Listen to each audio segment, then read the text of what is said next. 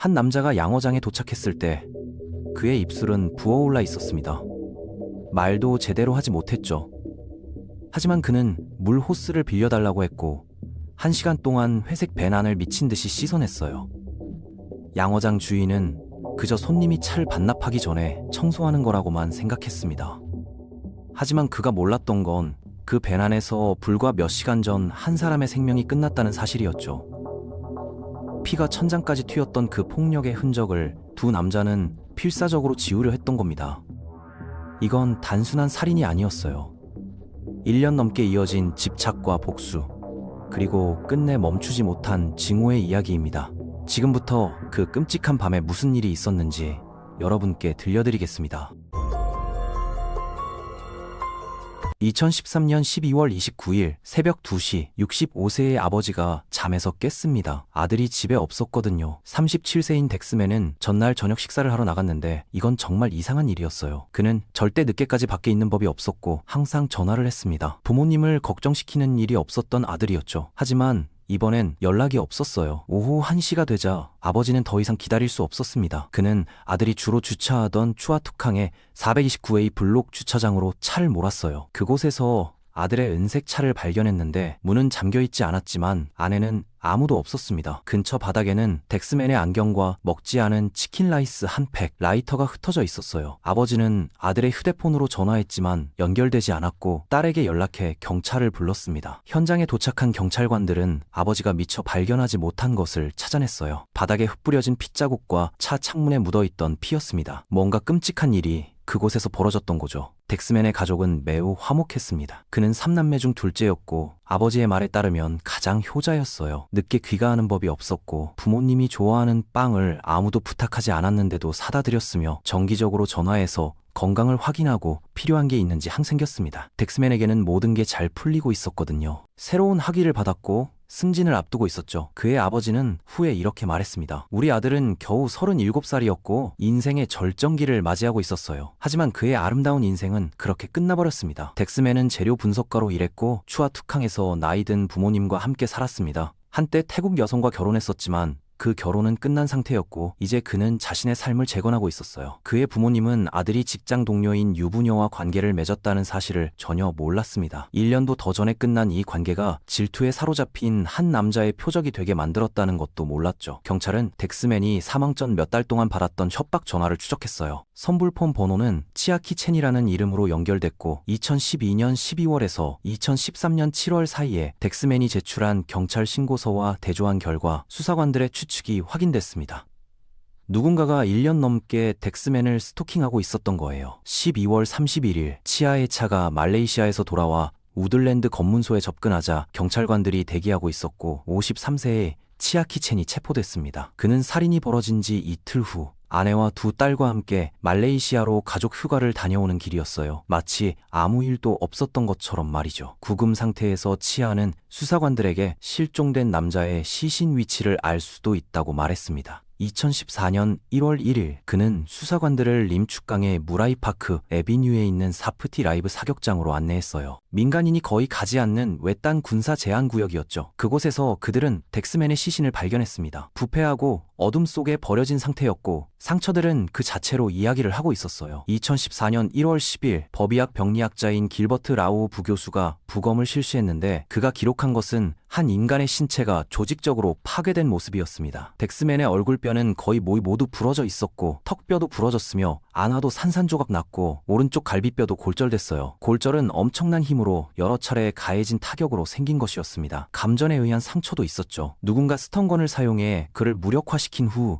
구타를 시작한 겁니다. 검찰은 후에 이렇게 설명했어요. 치아와 그의 공범은 악랄하고 무자비한 방식으로 그를 공격했습니다. 주차장의 벽과 바닥, 천장에서 발견된 혈흔이 그 유혈 사태를 증명했죠. 폭력은 그가 벤 안으로 끌려간 후에도 계속됐고 피가 위로 튀어 하얀 천장을 더럽혔습니다. 루에멍의 양어장에서 1시간 동안 철저히 청소했음에도 불구하고 법의학팀은 나중에 벤 내부의 틈새와 이음새에서 혈흔을 발견했어요. DNA는 덱스맨의 것과 일치했습니다. 치아키 첸은 인도네시아에서 양어장을 소유한 사업가였어요. 그는 싱가포르에서 아내 세린 고엔훈과 두 딸과 함께 사는 가정적인 남자였죠. 하지만 세린이 수년 동안 몰랐던 건 치아가 인도네시아에 또 다른 가족을 두고 있다는 사실이었습니다. 다른 아내와 10세에서 13세 사이에 세 자녀가 더 있었거든요. 치아가 법정에서 이에 대해 증언할 때 그는 아무렇지 않게 언급했어요. 2011년에 세린에게 두 번째 가족에 대해 밝혔다고 하면서 싱가포르에서 불륜은 매우 흔한 일이라고 말했습니다. 자신의 불륜에 대한 그의 경솔한 태도는 특히 놀라웠는데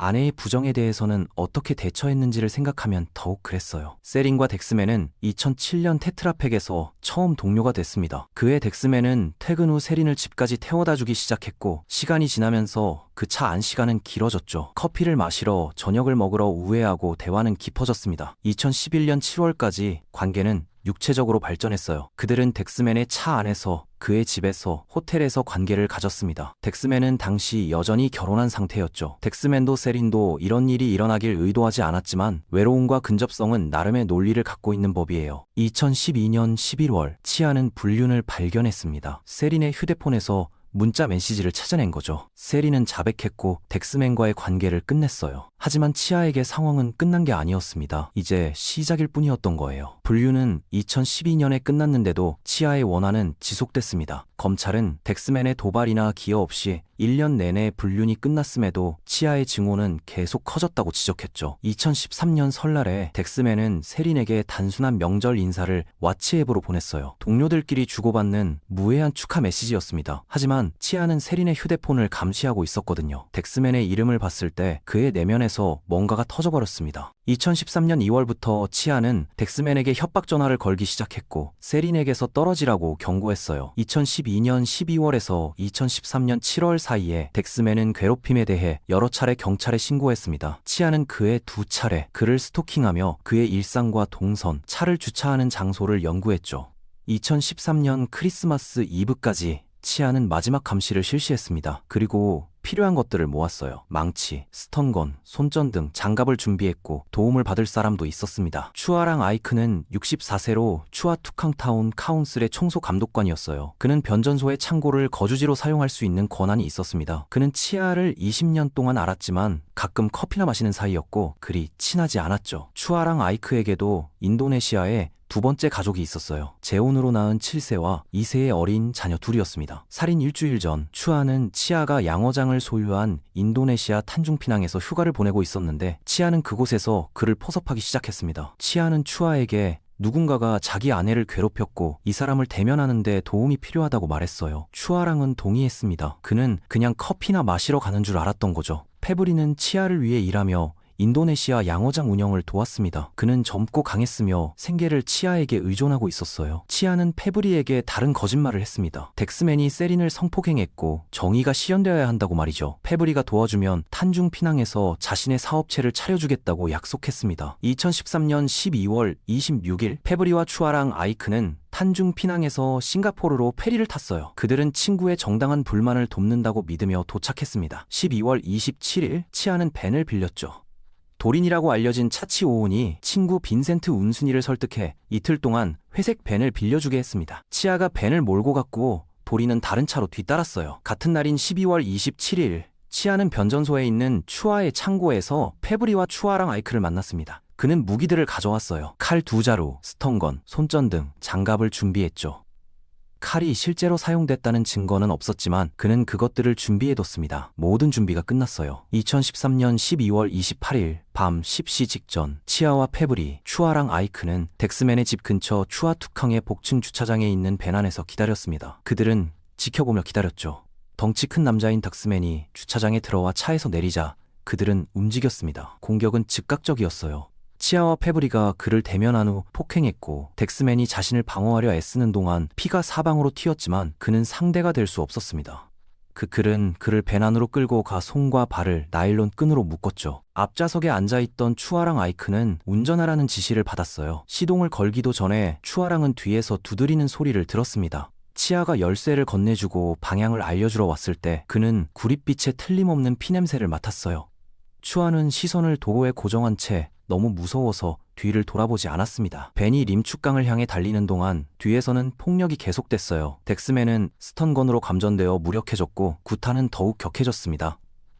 추아랑 아이크는 거친 숨소리와 타격음을 들었어요. 림축강 19마일 이정표 근처에서 추아랑 아이크는 더 이상 견딜 수 없었습니다. 그는 벤을 세우고 내려서 버스 정류장으로 걸어가 버스에 탔어요. 창문을 통해 그는 치아가 차를 몰고 가는 걸 지켜봤죠.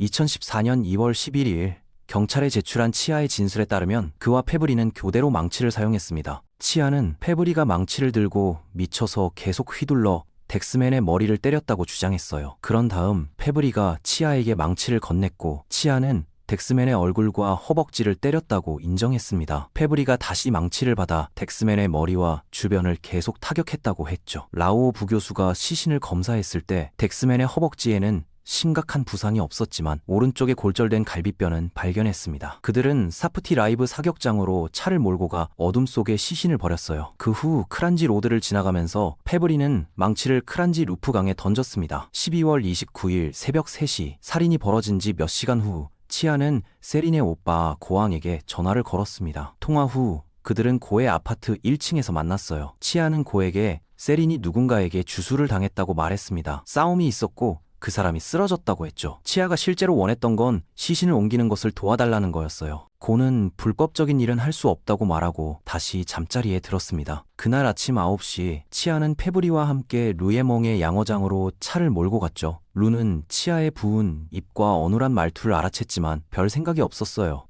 왜 그렇게 오래 걸리냐고 물었을 때 치아는 반납하기 전에 벤을 제대로 청소하고 싶다고 말했습니다. 오후 2시 치아는 벤에 연료를 채우고 빈센트에게 반납했어요. 오후 3시 치아와 아내 세린, 2딸 그리고 페브리는 말레이시아 조호바루로 차를 몰고 가 호텔에서 하룻밤을 보냈습니다. 그곳에서 페브리는 인도네시아로 돌아갔죠. 치아는 공범의 도주를 도운 겁니다. 치아는 살인 후에도 침착함을 유지한 것 같았어요. 같은 날인 12월 29일 치아는 추아랑 아이크의 이모 장례식 빈소에 참석했습니다. 그는 공범에게 다가가 조의금으로 $50를 건네며 완전히 정상적으로 행동했어요. 추아랑 아이크는 후에 이렇게 증언했죠.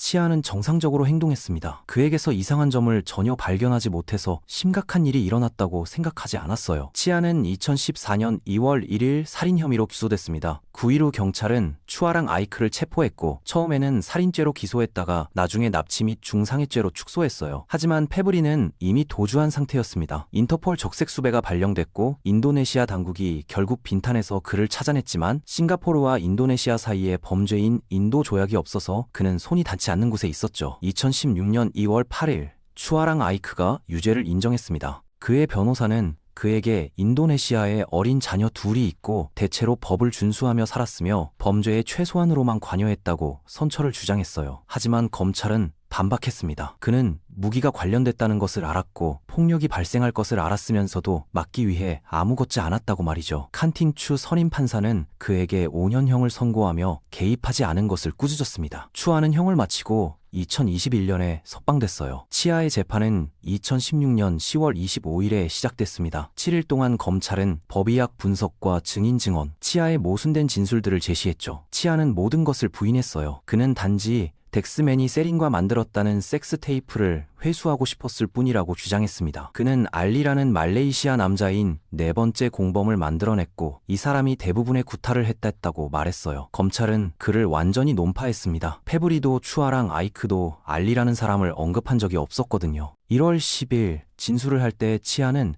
경찰을 위해 망치 그림을 그렸습니다. 하지만 법정에서는 그 무기를 전혀 사용하지 않았다고 부인했어요. 증언 중에 그는 반복적으로 자신과 모순됐습니다. 2017년 1월 17일 추한테 판사는 치아에게 유죄를 선고했죠. 그는 치아를 신뢰할 수 없는 증인이라고 부르며 그의 모순이 유죄만 입증할 뿐이라고 말했습니다. 2017년 8월 4일 추 판사는 치아 또는 페브리 중 누가 치명적인 타격을 가했는지 불확실하다는 이유로 치아에게 무기징역을 선고했어요. 검찰은 항소했습니다. 그들은 사형을 원했죠. 2018년 6월 27일 순다레시 메논 대법원장과 주디스 프라카시 타이용쾅 판사로 구성된 항소법원은 만장일치로 무기징역 판결을 뒤집기로 결정했습니다. 그들은 치아 키첸에게 교수형 사형을 선고했어요.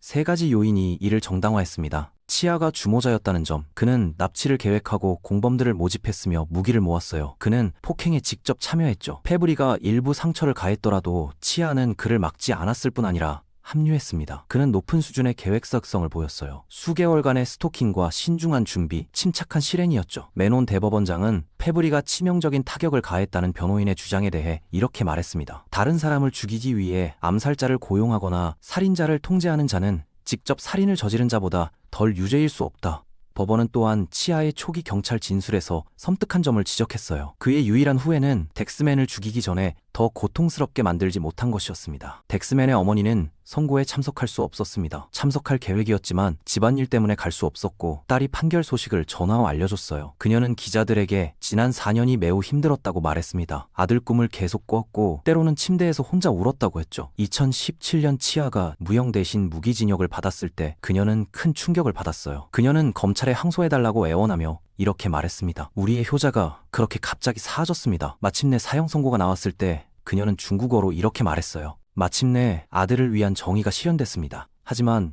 사랑하는 아들은 결코 돌아오지 않을 겁니다. 치아키체는 2019년 어느 시점에 교수형으로 처형됐습니다. 교도소 통계에 따르면 그해 살인죄로 2건이 처형이 있었다고 확인됐어요. 페브리 아디미코는 여전히 자유롭습니다. 그는 인터폴 수배 명단에 있으며 인도네시아 어딘가에 살고 있다고 전해지죠. 하지만 범죄인 인도 조약이 없어서 싱가포르는 그를 손댈 수 없어요. 수년이 지난 후에도 3명의 가해자 중 2명만 정의를 마주했습니다. 1명은 절대 그렇게 되지 않을 거예요. 세링고는 재판에서 남편에게 불리한 증언을 했습니다. 그녀는 법정에 앉아 수년 전에 끝난 불륜을 설명해야 했죠. 치아의 뒤틀린 논리에 따르면 감정과 구타, 살인을 정당화했던 불륜 말이에요. 그 후 그녀에게 무슨 일이 일어났는지 기록은 말해주지 않습니다. 이 사건은 법적 선례를 남겼어요. 검찰의 항소는 싱가포르 법원이 언제 무기징역 대신 사형을 부과해야 하는지에 대한 명확한 지침을 확립했습니다. 다른 살인 사건들은 이후 치아키첸의 잔혹함과 비교되어 측정됐죠. 덱스맨의 부모님은 아들에 대해 전혀 몰랐던 것들을 알게 됐습니다. 불륜과 이전 결혼, 그들에게 숨겼던 전체 사생활이었어요. 이 발견은 그들의 슬픔에 혼란을 더했습니다. 하지만 어머니의 사랑은 흔들리지 않았죠. 그녀는 여전히 아들을 효자이자 좋은 사람이라고 묘사했습니다.